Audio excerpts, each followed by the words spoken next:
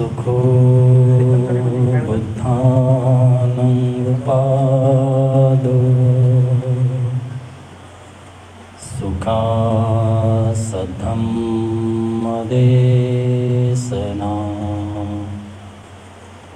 सुखासङ्गस्य सामगी तमगानं सुखो बुद्ध। सुखदायक आहे बुद्धाचा जन्म, सुखदायक आहे धम्माची देशना, सर्वांकडून हे सुखदायक आहे। सुखदायक आहे संघाची एकता आणि याहून महान सुखदायक आहे सर्वांनी एकत्र येऊन धम्माचं आचरण करणं, धम्माचं तप करणं हे महान सुखदायक आहे। या मानवजातीलाच नव्हे तर या विश्वाला सुख शांतीचा संदेश देणारे विश्ववंदनीय तथागत भगवान गौतम बुद्ध तुमचे माझे आपले सर्वांचे उद्धार करते, ज्यांच्यामुळे खऱ्या अर्थाने आज मनुष्य म्हणून आपण जीवन जगत आहोत। ज्या भारतीय राज्यघटनेमुळे खऱ्या अर्थाने जे काय आपल्याला मूलभूत अधिकार प्राप्त झालेले आहे त्यामुळेच आपली उन्नती प्रगती होत आहे, ते तुमचे माझे आपले सर्वांचे उद्धार करते। भारतीय राज्यघटनेचे शिल्पकार भारतरत्न परमपिता बोधिसत्व डॉक्टर बाबासाहेब आंबेडकर उपस्थित, ज्यांचं प्रमुख मार्गदर्शन म्हणून आज लाभलेले आहेत पूजनीय अनंत यज धम्मदीप महाथेरो, नाशिक आता सध्या महाबोधी बहुउद्देशीय संस्था वटफळी या संस्थेचे सचिव आहेत आणि ज्यांचा वर्षावा चालू आहे पूजनीय भदंत सारीपुत्त थेरो,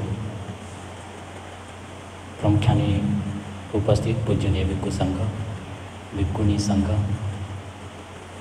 बौद्ध धर्म प्रचार समितीचे अध्यक्ष सहारे साहेब, समितीचे सर्वच पदाधिकारी आणि सर्वच श्रद्धासंपन्न उपासक उपासिका। आज विशेष हे प्रवचन आयोजित केलेलं आहे।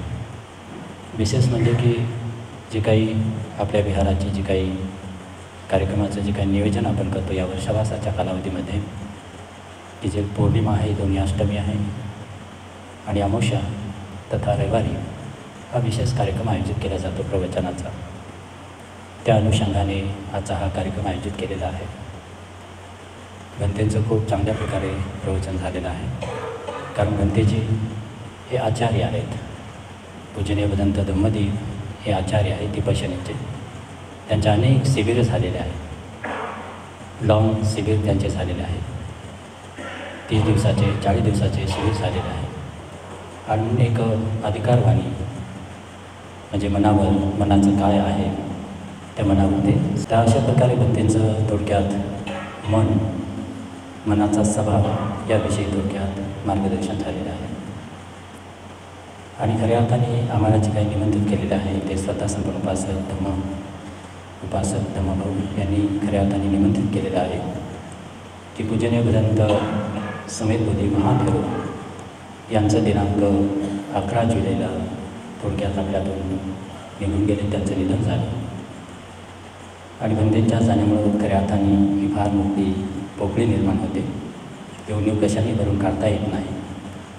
परंतु गुरुनं जे काही हे धम्माचा प्रचार प्रसाराचं जे काही रोपटं लावलेलं आहे ते धम्माला आपण गतिमान करण्याचं काम हे थोडक्यात आम्हा सर्व शिष्यांवर येऊन पडलेलं आहे। आणि त्याच उद्देशाने थोडक्यात आजचं हे प्रवचन आयोजित। प्रत्येक मनुष्य सुख मिळवण्यासाठी प्रयत्न करतो। आपण जे जीवन जगतो तर आपल्या जीवन जगण्याचा उद्देश आपल्या जीवनामध्ये सुख लाभावं म्हणून आपण प्रयत्न करतो। दुःख कुणालाही नको आहे, दुःख कुणाला हवं आहे का? दुःख कुणालाही नको आहे। प्रत्येकजण सुखासाठी धडपडत आहे, सुख मिळवण्यासाठी प्रयत्न करतो। मग सुख कुठं आहे?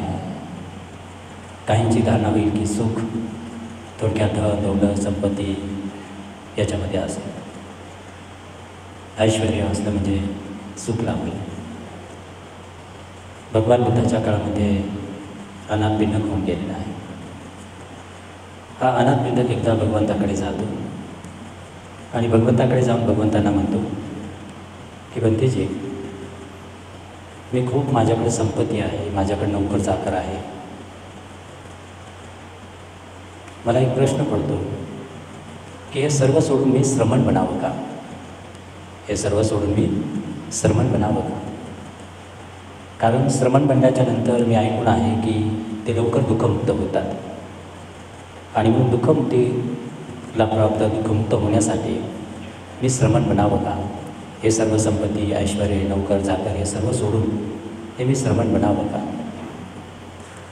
तेव्हा भगवान बुद्ध म्हणतात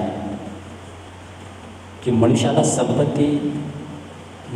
संपत्ती असणे हे चांगलं आहे, परंतु त्या संपत्तीचा आपल्या स्वतःच्या दुःखमुक्तीसाठी उपयोग जर करत असतील आणि इतरांच्याही कल्याणासाठी जर त्या संपत्तीचा उपयोग जर होत असेल, ती अशी संपत्ती थोडक्यात ही वरदानच आहे.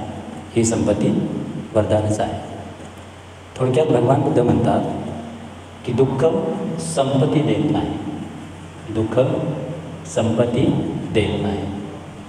मग दुःख कशामुळे होते? दुःख कशामुळे होते? तर भगवान बुद्ध म्हणतात की दुःख मनुष्याला जे काही संपत्तीची लालच आहे, जी काय आसक्ती आहे, त्या आसक्तीमुळे मनुष्याला दुःख येते आणि मग संपत्ती दुःख देत नाही. थोडक्यात मनुष्याला जीवन जगण्यासाठी, गृहस्थी जीवन जगण्यासाठी मनुष्याकडे धन, दौलत, संपत्ती, ऐश्वर असावं. गरिबीचा पुरस्कार भगवान बुद्धांनी केलेला नाही आणि त्याचबरोबर डॉक्टर बाबासाहेब आंबेडकरांनी देखील गरिबीचा पुरस्कार मात्र केलेला नाही आहे की तुम्ही गरीबच राहा, जसं तुम्हाला ठेवलं तसं तुम्ही राहा, असं डॉक्टर बाबासाहेब आंबेडकर देखील म्हणत नाही. उलट आपण दुःख दारिद्र्यातून बाहेर पडलं पाहिजे आणि दुःख दारिद्र्यातून बाहेर पडण्यासाठी एकमेव मार्ग म्हणजे शिक्षण आहे. किंवा त्याचबरोबर डॉक्टर बाबासाहेब आंबेडकर म्हणतात की खेडी सोडा आणि शहरात जा, म्हणजे आपली धार्मिक, सामाजिक, आर्थिक उन्नती झाली पाहिजे, प्रगती झाली पाहिजे. थोडक्यात हे सांगायचं आहे की आपल्या जीवनामध्ये सुख मिळवण्यासाठी मनुष्याला हे धन, दौलत, संपत्ती, पैसा हे आवश्यक आहे, परंतु हे जीवन जगण्याचे साधन आहे, साध्य मात्र नाही आहे. मनुष्याकडे घर असेल चांगलं तर चांगलं सुखाने राहील, माणसाकडे चांगला पैसा असेल, नोकरी असेल, चांगला सम्यक आजीविका असेल तर तो चांगल्या प्रकारे सुखाने जीवन जगू शकतो. केवळ बुद्ध म्हणतात की हे जीवन जगण्याचे साधन आहे, साध्य मात्र नाही आहे. माणसाकडे गाडी असावी, कार असावी, परंतु कार हे केवळ तुमच्या प्रवासाचं साधन आहे.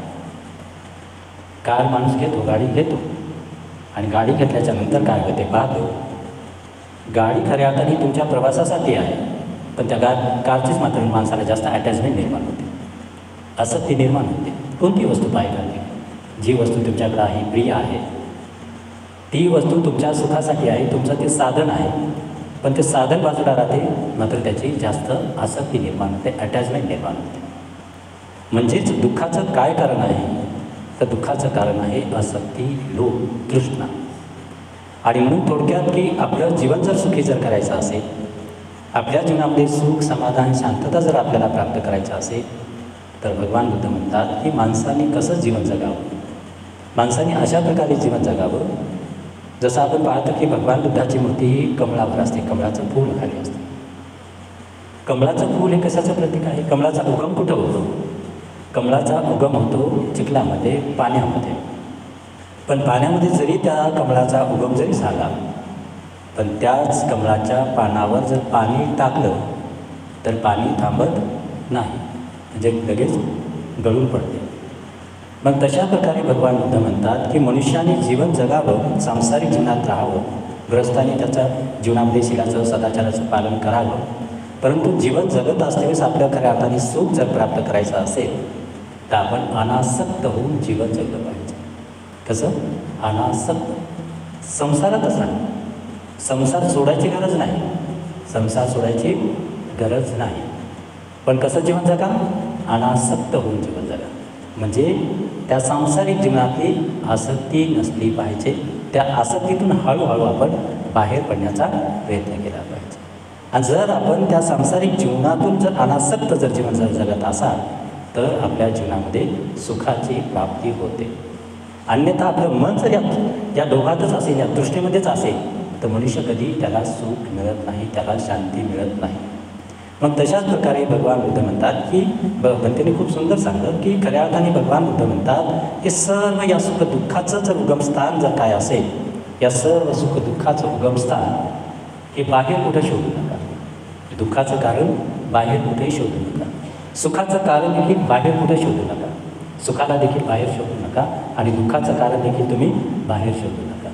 मग या सर्व सुख दुःखाचं उगम कुठं आहे, तर या सर्व सुख दुःखाचं उगमस्थान हे आपल्या शरीरात आहे, आपल्याच जवळ आहे, आपल्याच मनात आहे, आपल्याच मनात आहे. आणि म्हणून दुःखही जरी आलं तर त्या दुःखाचं कारण देखील तुम्हीच शोधलं पाहिजे, तुमच्याच जवळ आहे, तुमच्याच मनात आहे. नाही तर आपण दुःखी झालो तर मग आपल्या दुःखाचं कारण काय सांगतो, मुलगा असा वाईट वागला म्हणून मला दुःख झालं, त्यांनी शिव्या दिल्या म्हणून मला दुःख झालं, तो मला बोलला म्हणून मला दुःख झालं, ती अशी वागली म्हणून मला दुःख झालं. म्हणजे दुःखाचं काय कारण सांगतो आम्ही, या दुःखाचं कारण आम्ही बाहेर शोधतो. दुःखाचं कारण कुठे शोधतो, बाहेर शोधतो. दुःखाचं कारण बाहेर नाही आहे. आणि सुख देखील हे बाह्य गोष्टीवर अवलंबून नाही आहे. सुख म्हणजे की आपल्याकडं धन म्हणजे अमुक असलं म्हणजे सुख मिळेल, चांगला मोबाईल घेतला म्हणजे सुख मिळेल, एखादा चांगलं दागिना असला म्हणजे सुख मिळेल. पण या कोणतीही गोष्ट जर उदाहरणार्थ एखादं आपण जर पाहिलं, एखाद्या माणसाकडे मोबाईल नसेल, आता नेहमीच विज्ञान युग आहे, बाजारात नवीन नवीन फोन येतात, नवीन नवीन वस्तू येतात, आणि मग एखादी वस्तू आपण बाजारात सहज फिरायला गेलं की लगेच लक्षात पडते की मोबाईल आपल्याकडे नाही, ही वस्तू आपल्याकडे नाही. आणि मग ती वस्तू थोडक्यात आपण मोठ्या कष्टाने मोठ्या परिश्रमाने आपण घेतो. पण त्या वस्तूचा किती दिवस आनंद राहतो, त्या वस्तूचा आनंद फार झालं 4-6 महिने, थोड्या दिवसात राहतो. शाश्वत आनंद राहतो का, शाश्वत आनंद मिळत नाही. म्हणजेच भगवान बुद्ध म्हणतात की तुमचं सुख हे तुम्ही बाह्य गोष्टीवर अवलंबून ठेवू नका. बाह्य गोष्टीवर जर अवलंबून ठेवलं तर तुम्हाला सुखाची प्राप्ती होणार नाही, कारण बाह्य जे आहे ते शाश्वत सुख नाही आहे. आणि म्हणून भगवान बुद्ध म्हणतात की सर्व या सुख दुःखाचं उगमस्थान जर कुठं असेल तर तुमच्याजवळ आहे, तुमच्याच मनात आहे. आणि म्हणून भगवान बुद्ध काय म्हणतात, अत्त दीप भव. काय भगवान बुद्ध म्हणतात, अत्त दीप भव. याचा अर्थ काय होतो, स्वयंप्रकाशित व्हा. आता याच वाक्याचा अनेक लोकांनी वेगवेगळा आपल्या नावाने खपून घेतलेला आहे. म्हणजे तूच आहे तुझ्या जीवनाचा शिल्पकार. आमच्या पुण्या मुंबईमध्ये या नावाने म्हणजे खूप मोठा एक होऊन गेला पंथ, आणि तूच आहे तुझ्या जीवनाचा शिल्पकार, अशा प्रकारे खूप वेगळी शिकवण देतात. किंवा द आर्ट ऑफ लिव्हिंग असेल, द आर्ट ऑफ लिव्हिंग असेल, किंवा असे अनेक मोठमोठे लोक आहेत. तर हे खऱ्या अर्थाने भगवान बुद्धांनी जे 2500 वर्षापूर्वी जे सांगितलेलं आहे की अत्त दीप भव म्हणजे स्वयंप्रकाशित व्हा. भगवान बुद्ध भिक्खूंना काय म्हणतात, भिक्खूंनो, ही पृथ्वी म्हणजे सूर्याचा प्रकाश आहे, सूर्याचा प्रकाश आहे, त्यामुळे ती प्रकाशित होते. तशा प्रकारे भिक्खूंनो, तुम्ही दुसऱ्यावर अवलंबून राहू नका, तर तुमचा दीप तुम्ही स्वतः निर्माण करा. तुमचा दीप स्वतः तुम्ही पहा, आपल्या मनाकडे पहा, आपल्या चित्ताकडे पहा. आणि जर आपल्या चित्ताकडे जर पाहिलं, आपल्या मनाकडे जर पाहिलं, तर तुमच्या सुखदुःखाचे तुम्हाला कारण समजतील. अन्यथा आपल्या सुखदुःखाचे कारण हे तुम्हाला बाहेर कुठेही मिळणार नाही. आणि म्हणून थोडक्यात भगवान बुद्ध आपल्या जीवन जगत असतेवेळेस हे सांगतात की जीवन जगत असतेवेळेस आपल्या जीवनामध्ये दुःख आपल्या जीवनात कशानेही बाह्य गोष्टीने कशानेही ते नष्ट होणार नाही. चांगलं करायला तुमचं मनच कारणीभूत आहे आणि वाईट करायला देखील तुमचं मनच कारण. पण मनुष्य काय करतो, मनुष्य हे पाहतो की मनुष्य एखादी म्हणजे कोणतेही त्याच्या जीवनामध्ये दुःख येते किंवा एखादं जे काही तो वाईट काम करतो, ते वाईट काम करण्यासाठी देखील त्याचं मनच मनामध्ये पहिलं निर्माण होते. पाप कोण करायला लावते, मन. हिंसा, चोरी, खोटं बोलायला कोण लावते, मन. एखाद्याला शिवी द्यायला कोण सांगते, मन. म्हणजे मनातच पहिलं येते ना, याला शिवी दे, याला बोल, याला मार. मग कोण पहिलं कुठं निर्माण होते, मनात. म्हणजे एखादं वाईट पापही जर करायचं झालं तर मनातच उत्पन्न होते. साधी गोष्ट आहे, तुम्हाला बाजारात जायचं आहे, तर बाजारात जाण्यासाठी देखील काय पहिलं कुठं होते, मनामध्ये उत्पन्न होते की बाजारात जायचं, भाजी आणायची, जे काय आहे ते तुमचा भाजीपाला. बाजारात जाण्यासाठी देखील पहिलं मनात विचार येतात की आपण मार्केटमध्ये गेलं पाहिजे, शॉपिंगला गेलं पाहिजे. आणि मग तेव्हा मनात आल्याच्या नंतर थोडक्यात पिशवी घेतो, पैसे घेतो आणि मग आपले मार्केटकडं पाऊल वळतात. म्हणजे कोणतेही काम करण्यासाठी पहिलं कुठे येते, मनामध्ये निर्माण होते. मनामध्ये निर्माण होते आणि मग मन खूप महत्त्वाचं आहे. आणि मग या मनाकडे आपण पाहिलं पाहिजे. पण बऱ्याच वेळेला काय होते की मनुष्य या मनाकडं पाहतच नाही, आपल्या आतमध्ये कधी मनुष्य पाहतच नाही. आंतरिक प्रवास हा कधी मनुष्य करत नाही. आपलं सर्व सुखदुःख हे बाहेर शोध. आणि मग असं वाटते की मनुष्य पापातून मुक्त व्हावं, या सर्व पापातून मुक्त व्हावं, पापमुक्त व्हावं.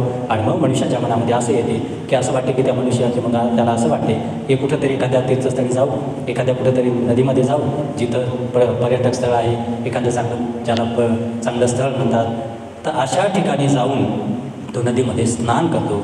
आणि स्नान केल्याच्यानंतर त्याला असं वाटते की आपण पापमुक्त झालो.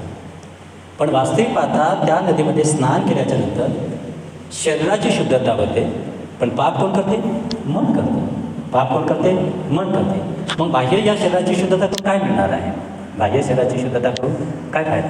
म्हणजे शरीराची शुद्धता करणे असं नाही, स्वच्छ राहणे अशाचा भाग नाही, पण पापही तुमचं मन करते. मग पापाला म्हणजे आपल्या पापातून मुक्त होण्यासाठी कशाची गरज आहे? मनाला शुद्ध करण्याची गरज आहे. कशाची गरज आहे? मनाला शुद्ध करण्याची गरज आहे. भगवान बुद्धाच्या काळातील एक भिकुणी असते आणि ती भिकुणी एका राजाची म्हणजे एक दासी असते आणि त्या दासीची एक पुत्री असते. ती असंच एकदा भगवंताचं प्रवचन ऐकून एकदा तिच्या मनामध्ये निर्माण होते की आपणही देखील दीक्षा घ्यावं आणि आपण देखील चांगला सुखाचा मार्ग हे जीवन जगावं. अशा प्रकारे त्या दासीच्या पुत्रीच्या म्हणजे तिच्या मुलीच्या मनामध्ये विचार येतात. आणि मग जेव्हा ती आईला म्हणते की आई, मी भिकुणी संघामध्ये सामील होते, मला तू परवानगी दे, तेव्हा ती आई म्हणते की अगं आपण राजाचे नौकर आहोत, राजाचे दास आहोत, आपल्याला राजाची परमिशन घेतल्याशिवाय आपल्याला म्हणजे तुला दीक्षा घेता येणार नाही. थोडक्यात मग तिची आई म्हणते की ठीक आहे, आपण राजाची परवानगी घेऊया. आणि मग थोडक्यात ती राजाची परवानगी घेते आणि राजाची परवानगी घेऊन थोडक्यात ती भिकुणी बनते. आणि भिकुणी बनल्याच्या नंतर थोडक्यात ती म्हणजे प्रवचित होऊन खूप चांगल्या प्रकारचं सुखाने जीवन जगत असते. आता कुठल्याही प्रकारचं तिला टेन्शन नाही, कुठल्याही प्रकारची चिंता नाही, काळजी नाही, कुठल्याही प्रकारची कामाची चिंता नाही, कसल्याच प्रकारची चिंता नाही. खूप चांगल्या प्रकारे सुंदर ती जीवन जगत असते. आणि सुंदर जीवन जगत असल्यामुळे ती मनासारखं जीवन जगत असते. थोडक्यात तिला उत्साह येतो, तिचं मन आनंदी राहते आणि त्या उत्साहाच्या आनंदी याच्यामध्ये ती दररोज सकाळी उठत असते. आणि दररोज सकाळी उठून अगदी खूप सकाळी लवकर उठून ती एका नदीवर पाणी आणण्यासाठी जाते. आणि पाणी आणण्यासाठी गेले असता सकाळी साधारणतः 4 वाजता खूप थंडीचे दिवस राहतात आणि या थंडीच्या दिवसामध्ये ती अगदी सकाळी उठून पाणी आणायला नदीवर जाते. आणि मग नदीवर गेली असता तिथं एक ब्राह्मण आंघोळ करत असतो. आणि मग ही दासी म्हणजे आता भिकुणी बनलेली आहे. मग ही भिकुणी बनल्याच्या नंतर त्या ब्राह्मणाला विचारते की अहो ब्राह्मण, एवढी थंडी आहे, कडाक्याची थंडी आहे, आणि कडाक्याची थंडी असूनही तुम्ही का एवढ्या कडाक्याच्या थंडीमध्ये स्नान करता? मी एकेकाळी म्हणजे दासी होते, तेव्हा मी राजाच्या धाकापोटी किंवा राजाच्या दबावामुळे मला सकाळी उठावं लागत होतं किंवा पाणी आणावं लागत होतं किंवा या कोणाची तरी नोकर होते किंवा त्याच्यामुळे मला हे काम करावं लागत होतं. पण असा कोणता तुमच्यावर दबाव आहे की असं काय तुम्ही की अगदी सकाळी तुम्ही या थंडीच्या या कडक थंडीमध्ये देखील तुम्ही नदीमध्ये स्नान करत आहे? तेव्हा तो ब्राह्मण काय म्हणतो, भगिनी, रात्री जे काही माझ्याकडून पाप झाला असेल त्या पापातून मुक्त होण्यासाठी, ते पाप धुवून जाण्यासाठी मी नदीमध्ये आंघोळ करत आहे, स्नान करीत आहे. मग तशाच प्रकारे दिवसा जे काही पाप केलं असेल, माझ्याकडून जे काही पाप केलं असेल त्या पापातून मुक्त होण्यासाठी सकाळी एकदा आंघोळ करतो आणि सायंकाळी म्हणजे आंघोळ करतो. हे कशासाठी? पाप धुवून जाण्यासाठी. तेव्हा ती भिकुणी म्हणते, ब्राह्मणा, जर अशा प्रकारे जर काल तू पाप केलं ते पाप धुवून जाण्यासाठी आंघोळ करतो, रात्री जे काही पाप घडलं असेल त्या पापातून मुक्त होण्यासाठी किंवा पाप धुवून जाण्यासाठी तू आंघोळ करतो, हे जर खरं असेल तर मग काल जे काही पुण्य केलं असेल किंवा रात्री जे काही पुण्य केलं असेल, जसं तुझं पाप धुवून जाते तशा प्रकारे तुझं पुण्य देखील धुवून जाईल. तर तेव्हा ती भिकुणी सांगते की ब्राह्मणा, हे पापातून मुक्त होण्याचा मार्ग नाही. आणि जर पापातून मुक्त होण्याचा जर मार्ग असेल तर या नदीच्या पाण्यामध्ये जलचर अनेक प्राणी आहेत, म्हणजे या नदीच्या पाण्यामध्ये अनेक जलचर म्हणजे प्राणी आहेत. मग ते जलचर प्राणी हे तर पाण्यामध्येच त्यांचा जन्म होतो, पाण्यातच राहतात. मग पाण्यातच राहतात तर ते मेल्याच्या नंतर त्यांना डायरेक्ट स्वर्गाची प्राप्ती व्हायला पाहिजे, परंतु त्यांना स्वर्गाची प्राप्ती होत नाही. आणि मग तेव्हा तो म्हणतो की भगिनी, मग हा पापातून मुक्त होण्याचा कोणता मार्ग आहे? तेव्हा ती भिकुणी सांगते की पापातून मुक्त होण्याचा जो मार्ग आहे ते भगवान बुद्धाने दाखवलेला आहे. आणि म्हणून भगवान बुद्धाकडे जा आणि भगवान बुद्धाची धम्मदेशना श्रवण कर आणि भगवंताच्याकडे जाऊन तो धम्म समजून घे, तेव्हा तुला पापातून मुक्त होण्याचा मार्ग मिळेल. आणि म्हणून पापातून मुक्त होण्याचा मार्ग थोडक्यात की भगवान बुद्ध त्यांना सांगतात की पापातून जर मुक्त व्हायचं असेल तर पापातून मुक्त होण्यासाठी बाहेरचा कुठला मार्ग नाही, तर काया वाचा मनाने कुठल्याही प्रकारचं पाप जर नाही केलं तर आपण पापातून मुक्त होऊ शकतो. त्याला दुःखमुक्तीचा थोडक्यात मार्ग सांगतात. आणि म्हणून सांगायचं तात्पर्य काय की सुख हे बाहेर कुठं नाही, सुख हे आपल्या जवळ आहे, आपल्याच आंतरिक मनात आहे. आपला आंतरिक मनाचा शोध घेतला पाहिजे. म्हणजेच की आपण या इंद्रियावर आपण जर संयम जर मिळवला तर आपली सुखाची प्राप्ती होऊ शकते. जाता जाता वेळ बराचसा होत आहे. अगदी 2 मिनिटाचं एक उदाहरण सांगतो. जातकथा आहे थोडक्यात. जसं की आज आपण पौर्णिमा आहे, अमावस्या आहे, अष्टमी आहे, या दिवशी आपण जसं उपवासक व्रताचं धारण करतो तशाच प्रकारे जातकथा आहे की एका कोहल्याने देखील उपवासक व्रत धारण केलं होतं. पौर्णिमेचा दिवस असतो आणि पौर्णिमेचा दिवस असल्यावर तो उपवासक व्रत, आता उद्या पौर्णिमा आहे आणि उद्या पौर्णिमा असल्यामुळे उद्या आपण परिपूर्ण उपवासक व्रताचं धारण करायचं असं त्यांनी मनामध्ये ठरवलं.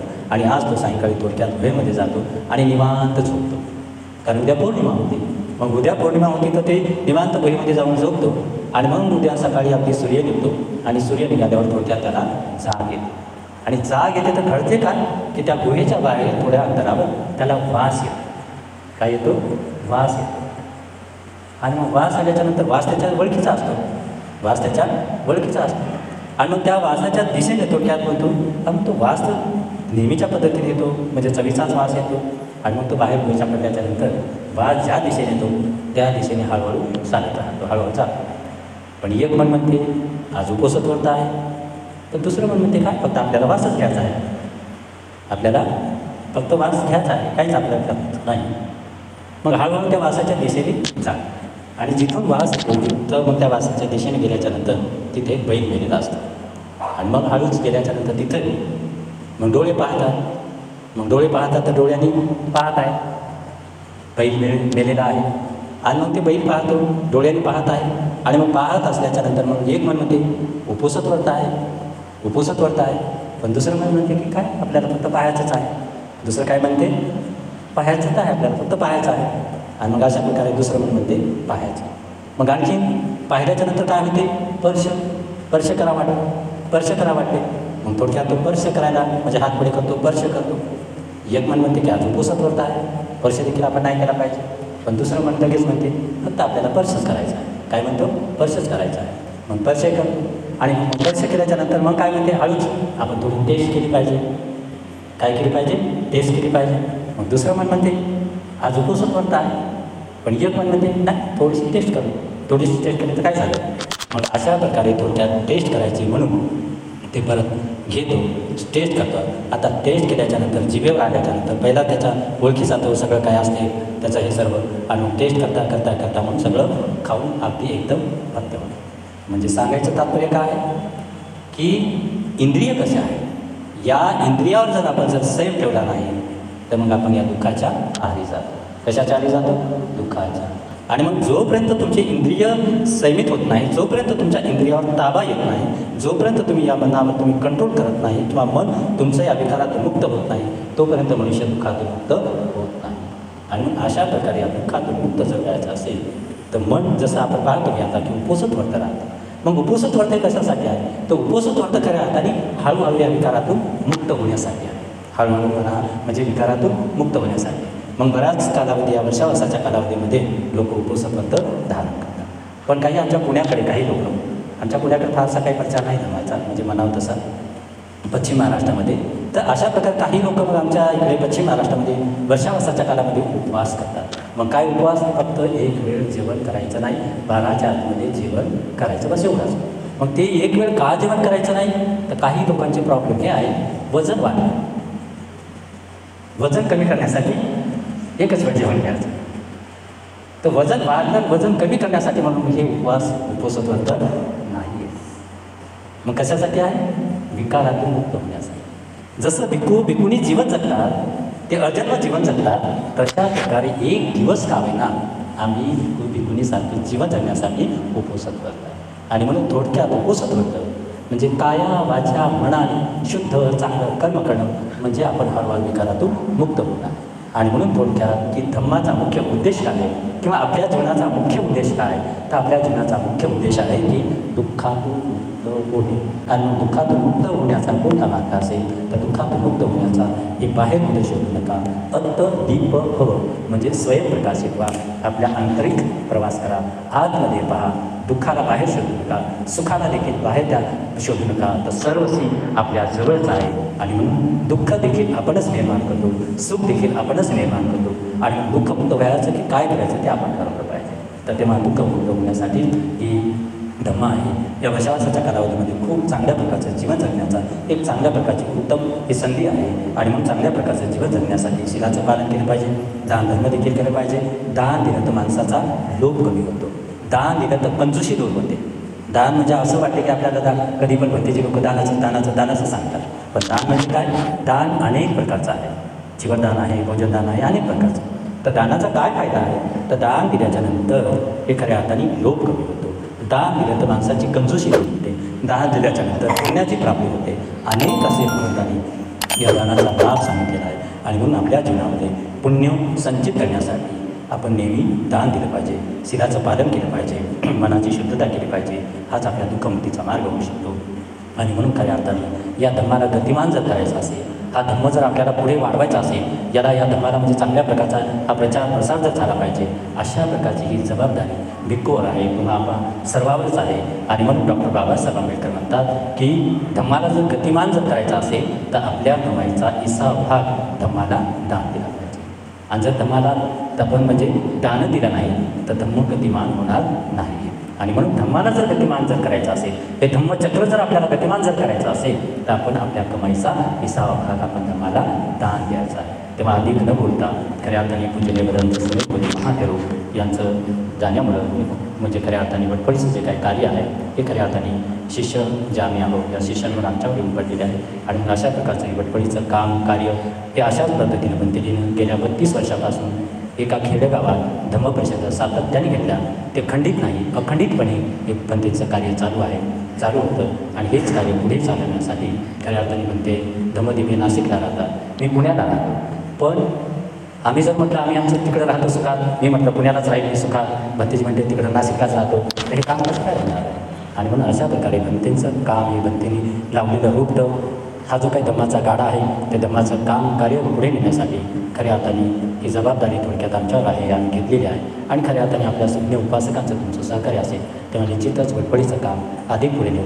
या परिसरामध्ये देखील धम्माचं काम अधिकरित्या जोमाने करू. एवढंच तुम्हाला बोलून आपल्या सर्वांच्या प्रती मंगलकामना व्यक्त करतो. आपल्या सर्वांना सुख समाधान शांतता लाभो, सर्वांना आरोग्याचा लाभो अशा प्रकारची मंगलकामना व्यक्त करू. भगवंताच्या मुखातून निघालेल्या एका असेच गाथेने थोडक्यात माझ्या प्रवचनाला विराम देतो. सभी